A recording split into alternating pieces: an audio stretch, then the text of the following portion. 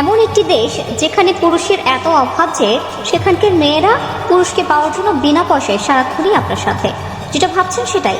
আর এই দেশে রাতের বেলায় মেয়েদের এমন বাজার আছে যেখানে এমনকি বৃদ্ধরাও 20 থেকে 25 বছরের মেয়েদেরকে সহজেই পেয়ে যায়।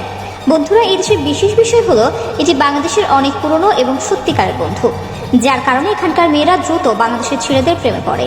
বিশ্বের বৃহত্তম দেশ হওয়া সত্ত্বেও ধারণা করতে পেরেছেন কি যে দেশের নাম কি? দেশের নাম হচ্ছে রাশিয়া।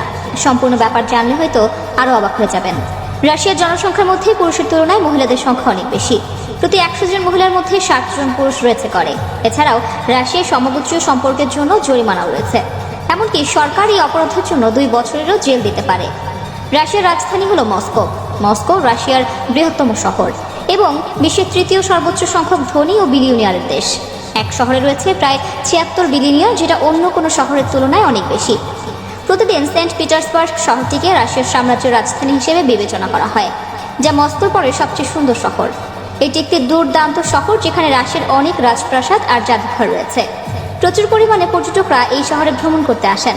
রাশিয়ার কাছে বিশ্বের সবচেয়ে বেশি সংখ্যক পারমাণবিক বোমাও রয়েছে এবং এই সংখ্যা এত যে পুরো বিশ্বকে ওনাকে 10 বার ধ্বংস করতে পারবে। আর এ কারণে রাশিয়া আমেরিকাকেও ভয় পায় না। এছাড়া আরেকটি উল্লেখযোগ্য শহর রয়েছে রুসার কাদার। এই শহরটি বেশ পুরনো ঐতিহ্য ধারণ করে রয়েছে। এটি রাশিয়ার এমন একটা শহর যেখানে মুসলিম জনসংখ্যা সবচেয়ে বেশি, সেজন্য আপনি এই শহরে বেশ সুন্দর সুন্দর মসজিদ দেখতে পাবেন। রাশিয়া মহিলারা সারা বিশ্বে কিন্তু আপনাকে সঙ্গ আর বিনোদন দেওয়ার জন্য বিখ্যাত।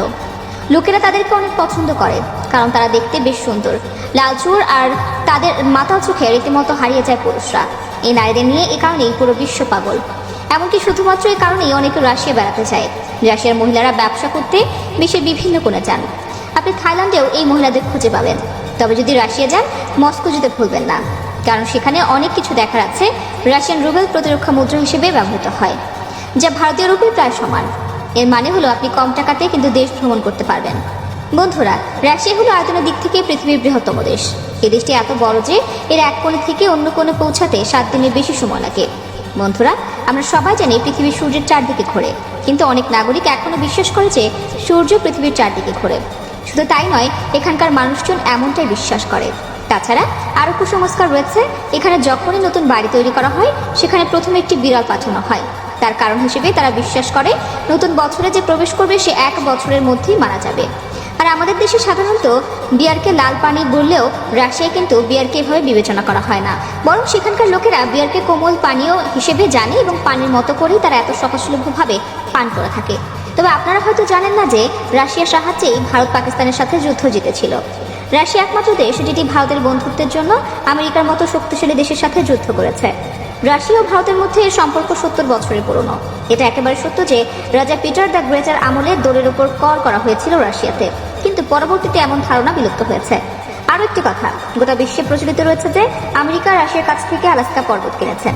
জানেন তো চমকপ্রদ বিষয় হলো 1860 থেকে 70-এর দিকে আমেরিকা সত্যি সত্যি আলাস্কা পর্বতগুলোর জন্য রাশিয়াকে $7.2 মিলিয়ন দিয়েছিল। তা দর্শক, রাশিয়া সম্পর্কে আপনার মতামত কি সেটা অবশ্যই কমেন্টে জানাবেন। আজ এ পর্যন্ত, আবার আসবো নতুন নতুন সব তথ্য নিয়ে। সে পর্যন্ত সব ভালো থাকুন, সুস্থ থাকুন। এতক্ষণ 24 ঘন্টা নিউজের সাথে থাকার জন্য আপনাকে ধন্যবাদ।